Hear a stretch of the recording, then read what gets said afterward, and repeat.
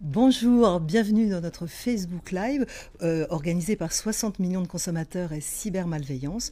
Nous allons évoquer les arnaques en ligne. Alors, ces arnaques, quelles sont-elles?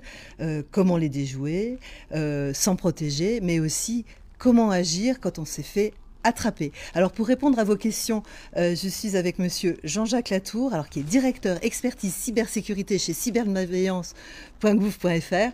En quelques mots, en quoi consiste votre travail? Constitue bien.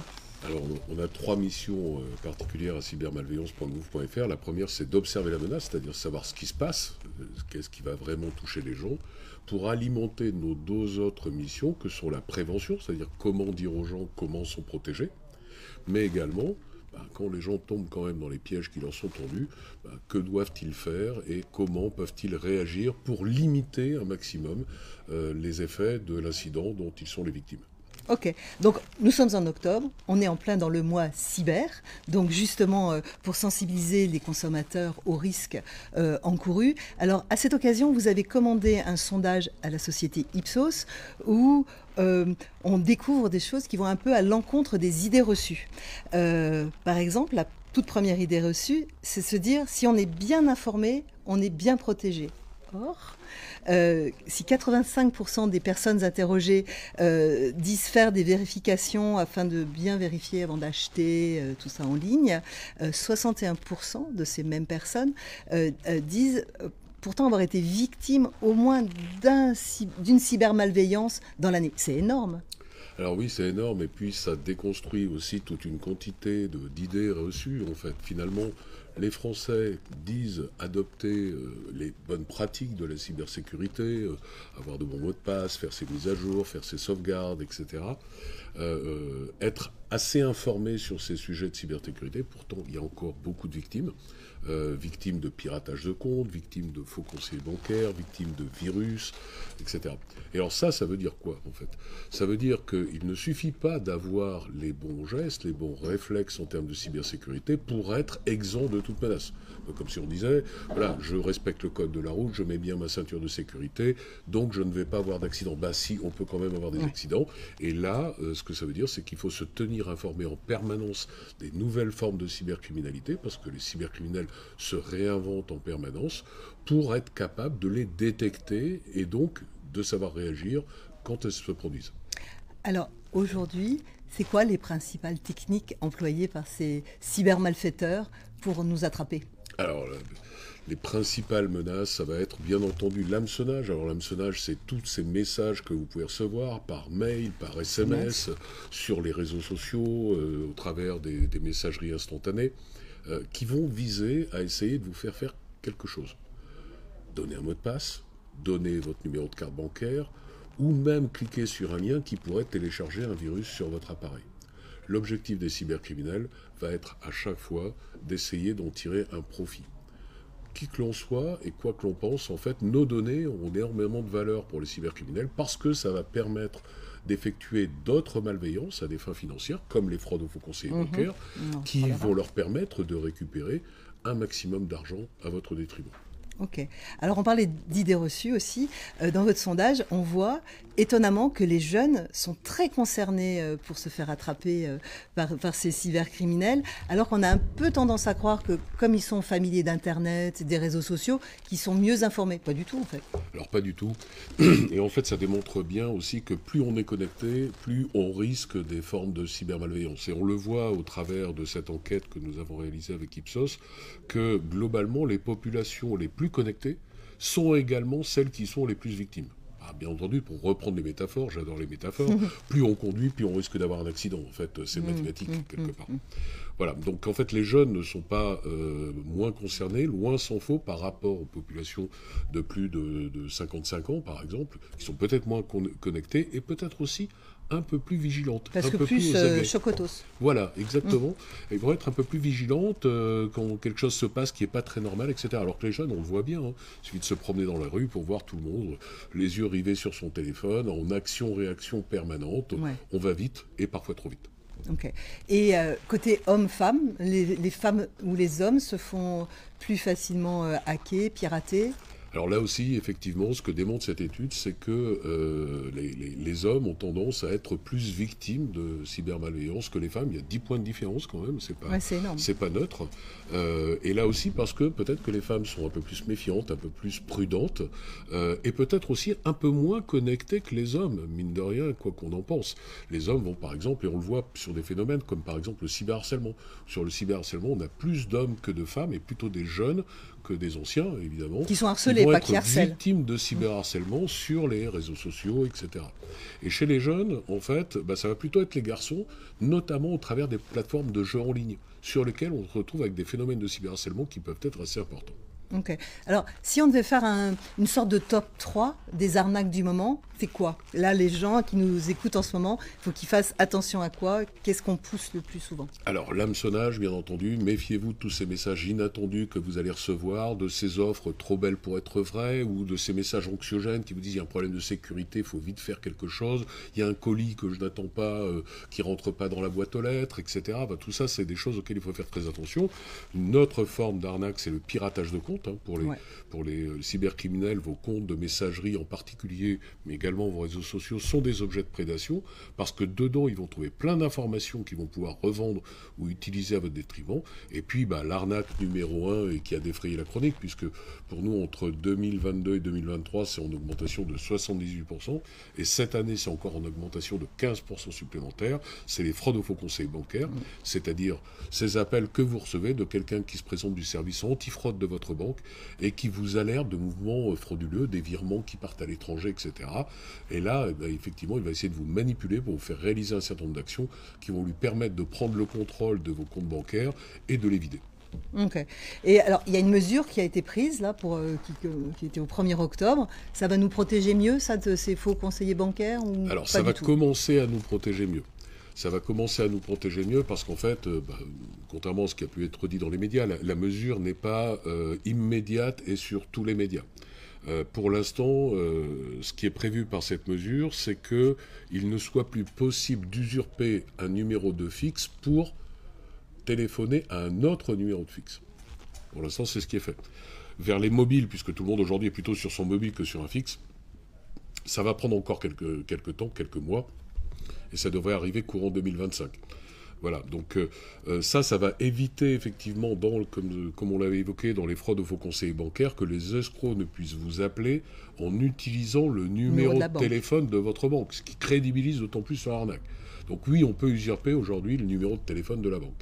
Alors, justement, on a une question d'une Martine qui est avec nous ce soir, qui dit « Comment se fait-il que les escrocs ont trouvé à la fois mon numéro de téléphone et celui de ma banque depuis lequel ils m'ont appelé ?» Alors, comment ils ont fait? Pour les raisons qu'on évoquait tout à l'heure, soit il y a eu un hameçonnage dans lequel Martine est tombée, où elle aura donné ces informations-là, donc elle va donner son numéro de téléphone, donc l'escroc là, et ensuite, il n'a pas besoin de demander le numéro de téléphone de la banque. Si vous avez donné votre numéro de carte bancaire, les premiers chiffres de votre carte bancaire déterminent votre banque. Donc il va savoir que vous êtes au Crédit Lyonnais, Crédit Agricole, à la BNP, etc. Et donc il va pouvoir appeler en se faisant passer pour qui de la BNP, du Crédit Agricole, etc. Ok. Alors, on a un petit peu évoqué les réseaux sociaux. Quels sont les risques principaux là aujourd'hui qu'on peut encourir en répondant à des choses sur les réseaux sociaux? Il y a beaucoup de risques sur les réseaux sociaux. Un des principaux risques que l'on peut connaître, c'est le cyberharcèlement. Vous allez manifester une opinion, et puis cette opinion va être relayée, etc. Puis il y a des gens qui ça va pas plaire, et après vous pouvez vous retrouver avec du harcèlement en meute, qui peut parfois aller jusque dans des situations assez catastrophiques. On en parle dans l'actualité, je dirais, ces derniers jours, avec l'anniversaire, par exemple, de la mort de Samuel Paty, où il y a une amplification sur les réseaux sociaux d'un phénomène. Après, les réseaux sociaux sont également, je dirais, un terreau pour les cybercriminels pour développer leurs arnaques. Vous allez avoir de nombreuses publicités sponsorisées, etc., qui vont interagir sur les réseaux sociaux, vous amenant sur des faux sites, qui d'investissement, qui de téléchargement d'une application, etc., etc. Voilà. Il y a les arnaques au faux placement, là. Il y en a beaucoup. Les arnaques au faux placement sont vraiment quelque chose qui a le vent en poupe, avec des montants de préjudice qui sont parfois très importants. Il n'est pas rare pour nous, à cybermalveillance.gouv.fr, de voir des montants de préjudice à plusieurs dizaines de milliers, voire centaines de milliers d'euros. une affaire qui a récemment défrayé là aussi la chronique, hein, c'est cette fausse vidéo d'Alain Delon publiée juste après son décès, en fait, qui appelait les gens, en fait, dans lequel il disait qu'il allait reverser sa fortune et qui appelait les gens effectivement à s'inscrire sur un site pour pouvoir récupérer de l'argent. Et il y a malheureusement des gens qui sont tombés dans ce piège d'une vidéo, d'une deepfake. En fait, c'était un hyper trucage, comme on dit, hein, et comme on peut les voir, je dirais, tous les soirs sur notre première chaîne de télévision, avec l'émission C'est Canteloup, par exemple, où en fait on a l'impression que ce sont les gens qui parlent, mais pas du tout. En fait, c'est un imitateur qui est derrière. Ben là, ils vont utiliser la voix d'Alain Delon, utiliser son image pour essayer d'amener les gens dans une escroquerie. Alain Delon n'a pas été la seule victime. Taylor Swift l'a été à plusieurs reprises, Elon Musk, etc., un certain nombre de personnalités. Il y a également eu d'autres personnalités. Il y a eu tous les journalistes télé avec des histoires de placement là, récemment. Exactement, il y a eu Madame Lucet, etc., qui a fait des démentis pour dire ce n'est pas moi qui ai fait ces vidéos, etc. Il y a Florent Pagny également qui, dans une affaire d'arnaque à l'amour, a témoigné en montrant la vidéo dans laquelle il est en train de parler à une de ses victimes, en fait en disant non, c'est pas moi, j'ai jamais dit ça, etc. Et c'est une manipulation et de mon image et de ma voix. Alors justement, vous parliez des arnaques à l'amour, ce qu'on appelle aussi les brouteurs, les fameuses escroqueries à la romance. Et on a une question justement donc, sur les réseaux sociaux ou les messageries instantanées.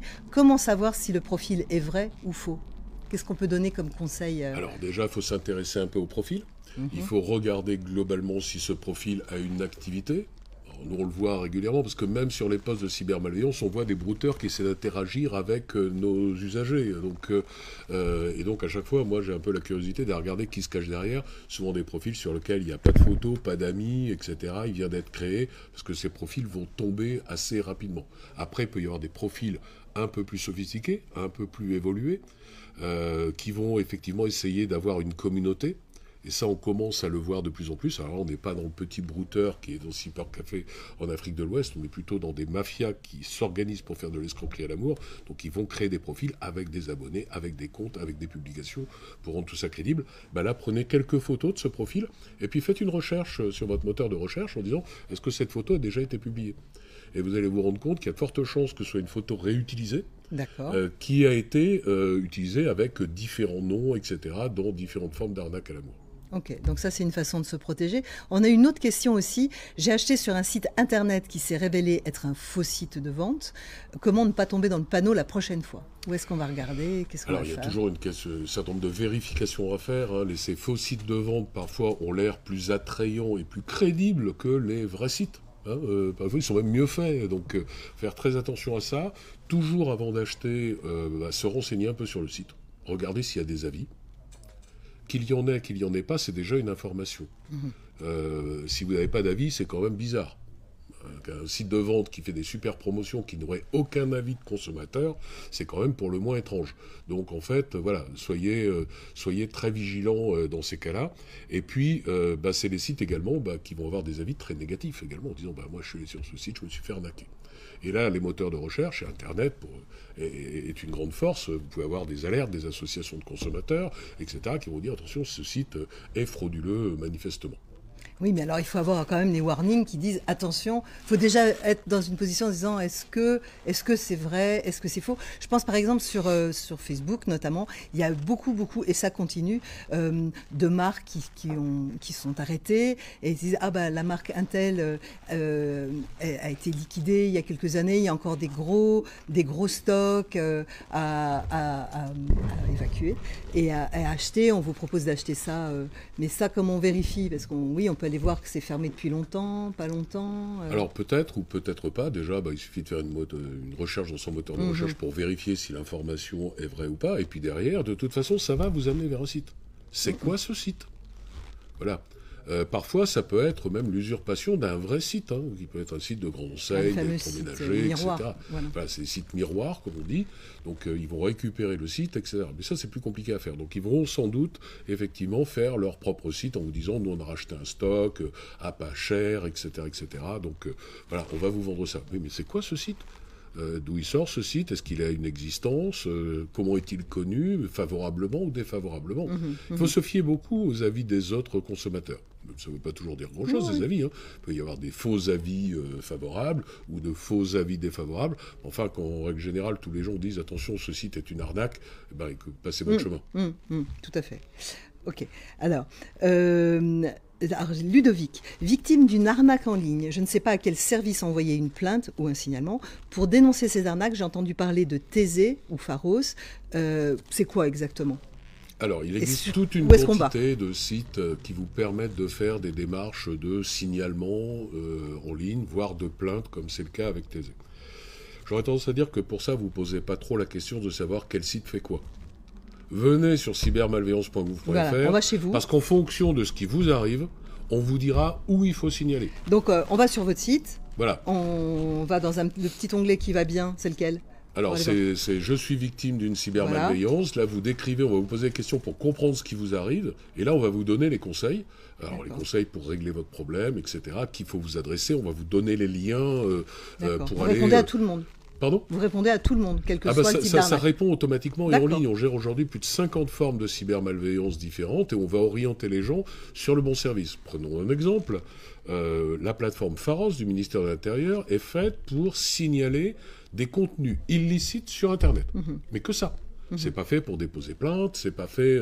voilà, donc vous pouvez pas savoir. Vous allez arriver sur ce site, je vais aller sur Pharos pour déposer plainte, vous allez vous rendre compte que ça marche pas.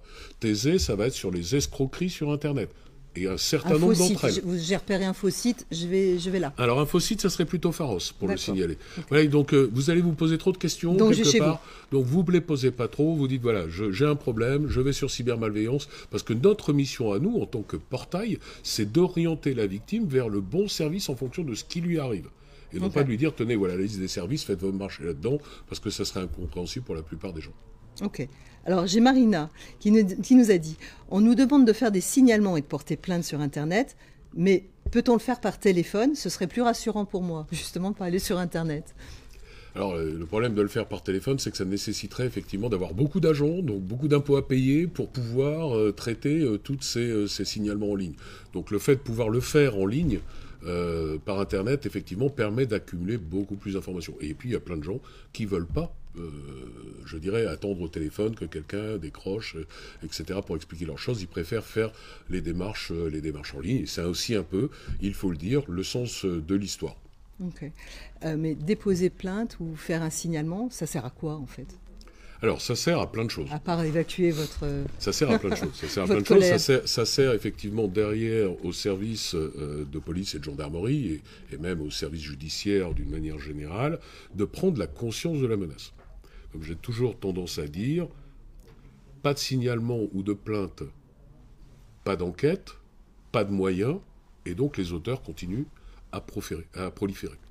D'accord ? Donc, c'est quelque chose qui, au-delà de la réparation potentielle du préjudice dont vous pouvez être victime, est également un acte citoyen.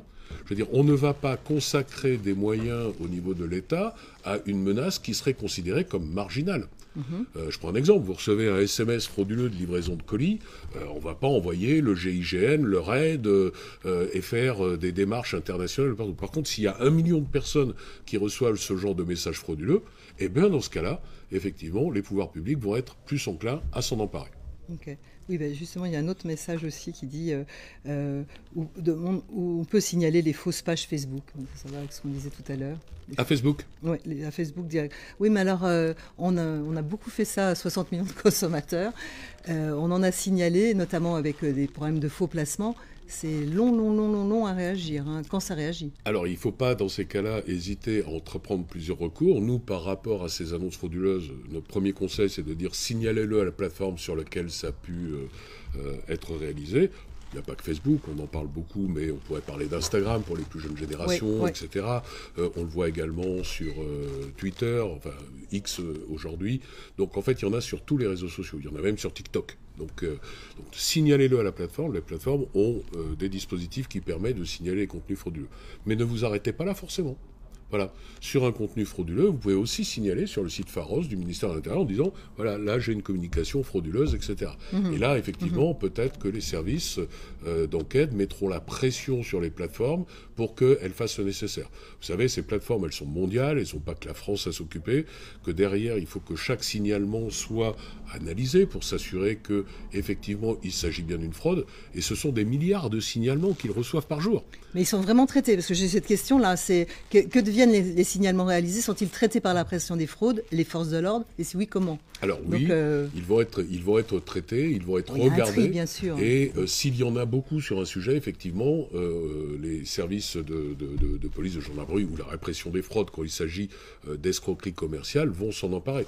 Et régulièrement, il y a des gens qui sont condamnés pour ce genre de faits. Alors effectivement, on parle moins souvent des arrestations et des condamnations qu'on ne parle, je dirais, des attaques et des gens qui sont victimes. Donc on en parle assez peu dans les médias, mais nous, pour avoir une veille assez active sur ces sujets-là, et pour travailler en coopération avec la police, la gendarmerie, la répression des fraudes, on peut vous dire que voilà, nos services travaillent et essayent de faire du mieux qu'ils peuvent, dans la limite des moyens dont ils disposent. Oui, c'est ça, vous avez et c'est pour ça que je vous disais tout à l'heure que plus il y a de plaintes, plus ces équipes auront des moyens.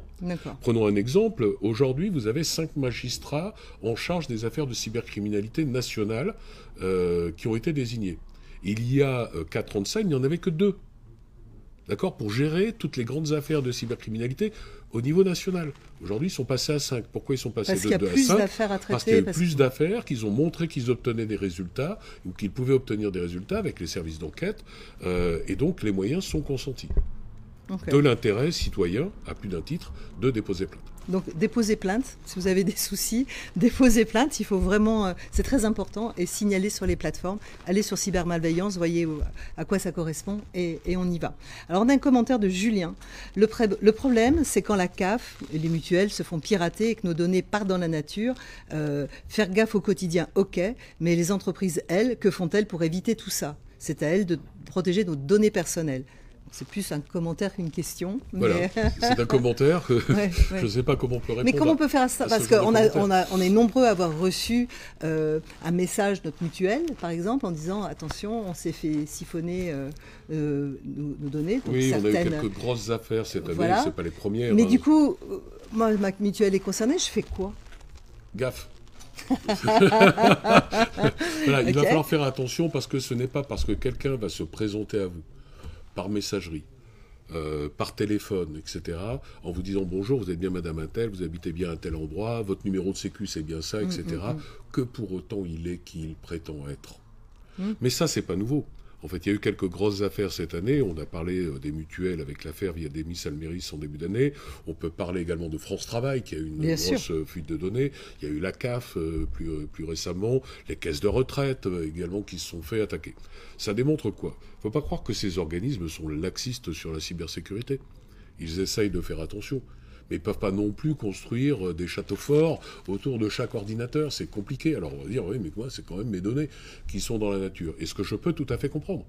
Mais voilà, les cybercriminels arrivent toujours à trouver un moyen de rentrer quelque part. Il y a des trous dans la raquette. Voilà, c'est comme si on disait, ma maison est incambriolable. Ben non, elle ne sera jamais incambriolable. Ou alors elle sera infranchissable, vous ne pourrez plus rentrer chez vous.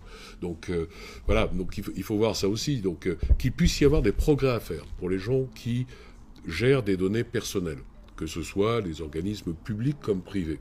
Très certainement. Et ces exemples le démontrent. Après, vos données, elles sont dans la nature depuis longtemps. Je veux dire, des fuites de données, d'Amélie, etc., etc. Il y en a eu plein dans l'histoire de ces dernières années. Donc, c'est vachement rassurant, ce que vous nous dites. Vos données, elles sont déjà dans la nature. Donc ce n'est pas parce que quelqu'un arrive avec des informations sur vous, prétendant vous connaître, qu'il est bien qui il prétend être. Donc dans ces cas-là, vous raccrochez. Déjà au téléphone, on répond jamais. Vous rappelez le service concerné directement, vous dites voilà, j'ai un de vos conseillers qui vient de m'appeler, il me demande ça, est-ce que c'est bien normal? D'accord? Donc ça, c'est quelque chose qu'il faut vraiment avoir à l'esprit aujourd'hui. Vous savez, mais c'est un peu comme tout, comme je disais tout à l'heure, j'aime bien les métaphores, mais lorsque on sort de chez soi, qu'on se promène dans la rue, il y a toute une quantité de choses auxquelles il faut faire attention. Il faut faire attention qu'on ne se fasse pas arracher son sac à main, qu'on ne se fasse pas voler son téléphone portable, il faut faire attention de ne pas se faire renverser traversé par un deux roues, je dirais, quand on est sur les trottoirs, parce que malheureusement, ça devrait peut-être pas, mais ça existe. Donc il faut comprendre cette réalité, et cette réalité numérique, c'est de dire, voilà, il y a des risques, mes données peuvent être dans la nature, donc je prends les mesures de précaution nécessaires. Est-ce qu'on sait si on se fait plus facilement attraper quand on est sur son mobile que quand on est sur son ordinateur? Alors oui.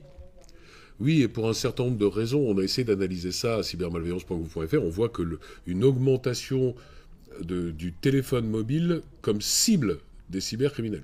Ils vont essayer de faire des choses tournées vers le mobile. C'est d'ailleurs comme ça que vous avez des SMS.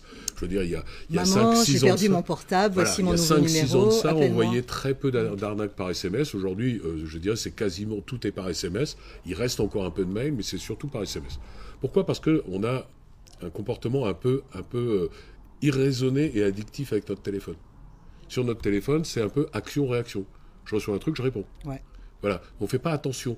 Donc autant les gens, effectivement, ont commencé à s'acculturer à un mail peut être frauduleux, qu'aujourd'hui, SMS, non. Et puis c'est plus difficile de vérifier un lien sur un SMS, de vérifier qu'on est bien sur le bon site, etc., etc. Et en fait, sur nos téléphones mobiles, on a envie de se débarrasser de tout ce qui arrive. Donc c'est du consumérisme numérique poussé un petit peu à son extrême. On a des notifications de partout, etc. Les messageries instantanées, les SMS, les mails, les réseaux sociaux, etc. Donc en fait, on va très vite. Et en fait, vite et bien, comme disait mon grand-père, ça marche pas bien, surtout en termes de sécurité. Et c'est comme ça que des gens, même très aguerris, ce que vous disiez tout à l'heure, peuvent tout à fait se faire avoir parce qu'on va vite, parce qu'on est sur notre téléphone et on répond, quoi. Ah ben exactement. Je raconte cette anecdote assez régulièrement. Moi, ça a failli m'arriver. Vous savez, je fais de la cybersécurité depuis 30 ans. Ça a failli m'arriver il y a quelques mois de ça. Je me lève le matin, pas réveillé, voilà, comme souvent, et je vais dans ma cuisine pour faire mon café. Et je fais comme beaucoup de gens, je regarde mon téléphone, et j'avais eu un email, en fait, qui m'était arrivé de ma banque, me disant qu'il fallait que je me connecte à mon espace personnel pour le renouvellement de ma carte bancaire. Alors je dis, bon, je vais déjà faire mon café, voilà, je prends mon café, je m'installe à mon bureau, je bois 2 gorgées de café. Là, je suis un peu réveillé, je clique sur le lien, parce que ça ressemblait vraiment à un mail de ma banque, et j'arrive sur une page de connexion, qui est la page de connexion de ma banque. Et là, le café commence à faire son effet, me réveille, et je vois l'adresse du site, c'était pas ma banque. Ah. Et il s'en est fallu d'une gorgée de café pour que je donne mon mot de passe à des escrocs. Ah, alors j'ai d'autres questions. Thierry demande, un brouteur peut-il être arrêté suite à son arnaque s'il se trouve en Afrique de l'Ouest, surtout pour des arnaques au sentiment? Est-ce qu'on peut arrêter ces brouteurs? Alors oui, pour un certain nombre de raisons. Alors déjà, il ne faut pas croire que les brouteurs sont à l'étranger. Il y a eu des brouteurs qui ont été arrêtés en France dans le 19e, il y a quelques années de ça déjà. Donc voilà, parce qu'ils sont tellement sûrs qu'on va croire qu'ils sont à l'étranger, que donc on va rien faire, etc., qu'ils peuvent agir depuis n'importe quel territoire. Ensuite, il y a de plus en plus de coopération entre les pays sur les faits de cybermalveillance d'une manière générale, et cela en particulier. Alors pourquoi ? Pour une raison très simple. Pendant des années, les cybercriminels, notamment dans les pays d'Afrique de l'Ouest, alors pourquoi les pays d'Afrique de l'Ouest ? Parce que ce sont des pays francophones, et ils s'en prennent à des francophones. On va trouver effectivement d'autres langues qui vont être utilisées avec d'autres pays qui peuvent être concernés. Mais ils ont commencé à s'en prendre aux populations locales, qui commencent aussi à être connectés. Ouais, Elle n'était pas il y a 10 ans. Il y a 10 ans, en Afrique, tout le monde n'avait pas un téléphone avec Internet. Aujourd'hui, ça devient de plus en plus le cas. Et donc, ils vont se retrouver également à s'en prendre aux populations locales. Donc, ça mobilise d'autant plus les pouvoirs locaux de dire, OK, du coup, on va coopérer. C'est pas juste des devises qui rentrent dans notre économie venant d'Europe, des États-Unis, etc. C'est également nos populations qui sont victimes de ce genre de faits. Et donc, il y a de plus en plus d'opérations, d'arrestations, de démantèlement de réseaux de brouteurs dans ces pays. Alors, on va terminer vite parce qu'il nous reste très très peu de temps. C'est pourquoi la FNIC n'a pas le pouvoir de bloquer les sites frauduleux, pourtant il gère des noms de domaine en .fr. Alors la FNIC le fait, bien entendu. Il y a des procédures de signalement qui existent parce que la FNIC ne peut pas les inventer. Donc ces sites frauduleux. Il va falloir qu'on lui dise que ce sont des sites frauduleux et qu'il faut les bloquer. Donc en fait, il y a toute une quantité d'outils et d'organisations qui se mettent en place pour pouvoir signaler, notamment, je dirais, au niveau des sites qui usurpent la marque de l'État. Vous savez, tous ces faux sites d'amende, etc. Voilà, ça c'est géré aujourd'hui par le ministère de l'économie et des finances, qui est une structure de protection de la marque de l'État, qui va faire des signalements à la FNIC pour que la FNIC bloque les sites en question. Alors, juste pour terminer, les dernières arnaques là, que vous avez pu repérer, hein, on a eu des tas de trucs avec la sécurité sociale, maman j'ai perdu mon téléphone, etc. C'est quoi là ce qui arrive en ce moment? Alors il y a beaucoup d'arnaques au colis qui arrivent en ce moment, qui arrivent depuis cet été d'ailleurs. Pendant longtemps on a communiqué sur les arnaques au colis en disant oui mais Chronopost ou UPS ne va pas vous envoyer un mail pour vous dire que votre colis n'est pas arrivé depuis un 06 ou un 07. Donc les cybercriminels sont adaptés. Maintenant, le message que vous recevez, c'est « Bonjour, c'est le livreur, j'ai pas pu rentrer le colis dans votre boîte aux lettres, cliquez ici pour reprendre rendez-vous. » Voilà, et là on clique et on va nous demander des informations personnelles, on va vous demander votre numéro de carte bancaire, parce que comme il faut relivrer, du coup c'est des frais supplémentaires, ce qui n'existe pas, bien entendu, tout pour récupérer vos données, et puis derrière ça va rebondir sur de la fraude aux faux conseillers bancaires, etc. Ok, donc on répond pas aux livreurs. Une dernière? Une dernière. Bon, il y a beaucoup des arnaques coucou maman, qui ont commencé dans les pays anglo-saxons, puisque ça a commencé en 2022 en Australie notamment et en Grande-Bretagne, et qui sont arrivés en France fin 2023 avec énormément de victimes. Là aussi, les cybercriminels jouent sur le fait que même dans la sphère familiale aujourd'hui, nos relations se sont numérisées. Plein de parents discutent avec leurs enfants par WhatsApp, par texto, etc. Parce que on ne décroche pas parce que les parents ils saoulent un peu. Voilà, donc en fait, on va causer comme ça. Mais si votre enfant vous demande de l'argent, prétextant que son téléphone est cassé, appelez son téléphone. S'il sonne toujours, c'est qu'il n'est pas cassé. Ok. Malheureusement, je crois que le temps est terminé. C'est dommage, hein, on a encore plein de questions, mais on refera. On refera. On fera. Merci beaucoup Jean-Jacques. Merci de nous avoir suivis. À bientôt j'espère avec un nouveau volet pour vous protéger. Merci.